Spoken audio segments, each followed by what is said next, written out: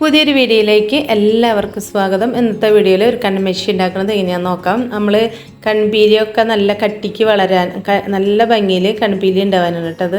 പിന്നെ പുരിയൊക്കെ നല്ല കട്ടിയിൽ വളരും. ഏത് പ്രായക്കാർക്കും ചെയ്യാം കേട്ടോ. അപ്പോൾ ഇത്രയ്ക്ക് തുണികൾ എടുത്തിട്ടുണ്ട്. കുറച്ച് തുണി എടുക്കാം.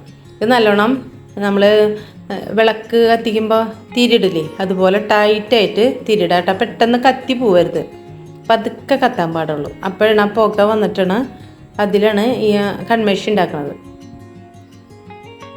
ഇത് ആദ്യം ഞാൻ ചെയ്യാറുണ്ട് കേട്ടോ. ആദ്യം ചെയ്തിട്ടുണ്ട്, ഇപ്പം അങ്ങനെ ചെയ്യാറില്ല കേട്ടോ. അപ്പോൾ എനിക്ക് തോന്നി ചെയ്ത് നിങ്ങളെ കാണിക്കണം.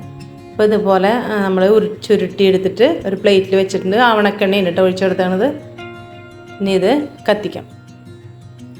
ഇത് രാത്രി പുരികത്തുമ്മ ചെറിയൊരു ബഡ്സ് അങ്ങനെ എടുത്തിട്ട് പുരികത്തുമ്മ ലേശം തേച്ച് കൊടുക്കുക. കണ്ണിൻ്റെ അടിയിലും കണ്ണിൻ്റെ ഇവിടെ ഉണ്ടല്ലോ പീലി വളരാൻ, അത് കൺപീലി വളരാനായിട്ട് അതുമേ തേച്ച് കൊടുക്കുക കേട്ടോ.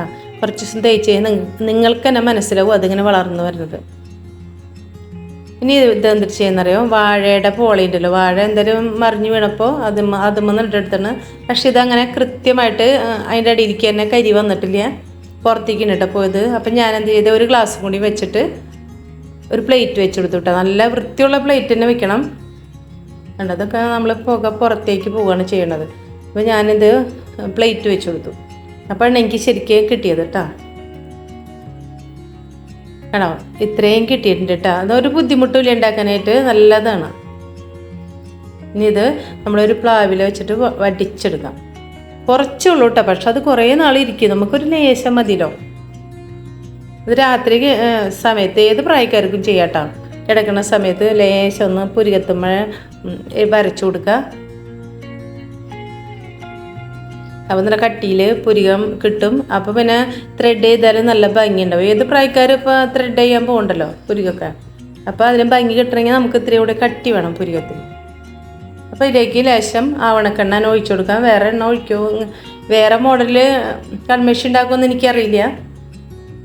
ഞാൻ ഇതുപോലെ ആട്ടോ ചെയ്യണേ. ഒരു തുള്ളി ആവണക്കെണ്ണ ഒഴിച്ചു കൊടുക്കാം. ഇതിപ്പോൾ കുഞ്ഞ് ചെപ്പിലായാലും ഇങ്ങനെ ചാലിച്ചാൽ മതി കേട്ടോ. ഇവിടെ വെള്ള ചെപ്പ് കണ്ടില്ല, അപ്പോൾ അതാണ് ഞാൻ ഇതിൽ ചാലിച്ചത്. വേണമെങ്കിൽ ഒരു ചെപ്പിലിട്ട് വയ്ക്കാം. അപ്പോൾ ഇങ്ങനെ ചാലിച്ചിട്ട് മൂടി വെച്ചാലും മതി, നമുക്ക് കുറേ നാൾ ഉപയോഗിക്കാം.